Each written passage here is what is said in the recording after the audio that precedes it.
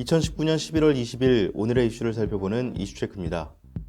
그간 자영업자로 분류되어 온 대리운전 기사를 노동조합법상 노동 3권을 행사할 수 있는 근로자로 인정하는 첫 하급심 판결이 나왔습니다. 대리운전 기사도 노조를 설립해 단체 교섭 등을 할 수 있다는 취지의 판결인데요. 오늘 이슈체크에서는 대리운전 기사를 근로자로 인정한 판결 내용을 살펴보겠습니다. 조재휘 기자와 함께합니다. 네, 안녕하세요. 조재휘입니다. 네, 대리운전 기사를 근로자로 인정하는 첫 판결, 전에는 어떤 대우를 받았었죠? 네, 그동안 대리기사는 택배기사, 보험설계사, 골프장 캐디 등과 함께 특수고용직 종사자로 분류돼 근로자로서 노동관계법의 보호를 받기 어려웠습니다.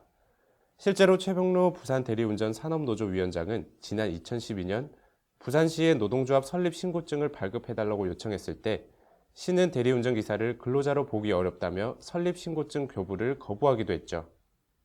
네, 그런데 이번에 대리운전 업체가 대리기사를 상대로 소송을 냈다고요? 네, 그렇습니다. 부산의 대리운전업체 두 곳은 올해 2월 부산 대리운전 산업노조 소속 기사 3명을 상대로 소송을 냈습니다. 대리기사 3명은 두 업체와 각각 계약을 맺고 운전 업무를 해온 사람들로 2018년 12월 이들 중 한 명이 부산 대리운전 산업노동조합을 설립해 조합원 자격을 취득한 뒤 두 회사를 상대로 단체 교섭을 요구했습니다. 하지만 해당 업체들은 요구사항을 거부하면서 대리기사들은 독립적으로 영업을 하는 사업자들일 뿐 노동자가 아니라며 법원에 확인을 요청했습니다. 네, 그런 과정에서 법원이 대리기사의 손을 들어준 것이군요. 네, 그렇습니다. 재판부는 대리기사들이 이들 업체와 사실상 사용 종속 관계에 있고 근로를 제공하는 대가로 임금이나 기타 수입을 받고 생활을 하고 있어 근로자가 맞다고 판단한 것입니다. 구체적으로 법원은 어떤 점을 근로자로 인정할 수 있다고 판단한 것입니까?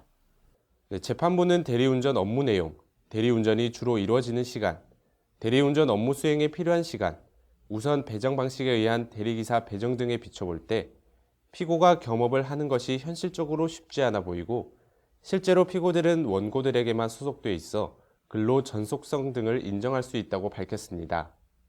또 재판부는 업체가 기사들로부터 대리운전 1회당 3,000원씩 수수료를 미리 받고 대리운전비도 결정한다는 점, 복장 착용과 고객 응대 요령 등 갖가지 업무 지시를 내리는 점에서 지휘 감독도 존재한다며 이러한 사항 등을 고려해 노동조합법 상으로도 근로자에 해당한다고 밝혔습니다.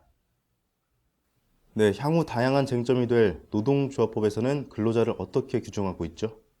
네, 노동조합법에서 근로자는 고용 이외 계약 유형에 의한 노무 제공자까지도 포함할 수 있도록 규정하고 있습니다. 그래서 이번 판결에서도 대등한 교섭력 확보를 통해 근로자를 보호하고자 하는 노동조합법의 입법 취지를 고려할 때 노동조합법상 근로자로 인정할 필요가 있다고 본 것이죠. 네, 노조 측은 이번 판결이 모든 대리운전 기사들에게 적용되기는 어렵다고 보고 있습니다. 대리운전 기사들이 한 회사에서 일하는 전속성이 있어야 되고 회사가 지휘감독권을 행사한 사실이 있어야 노동자로 인정되기 때문인데요. 하지만 이번 판결이 열악한 대리운전 기사들의 노동 조건 향상을 위한 첫걸음이 될 수 있기를 기대해 봅니다. 이슈체크였습니다.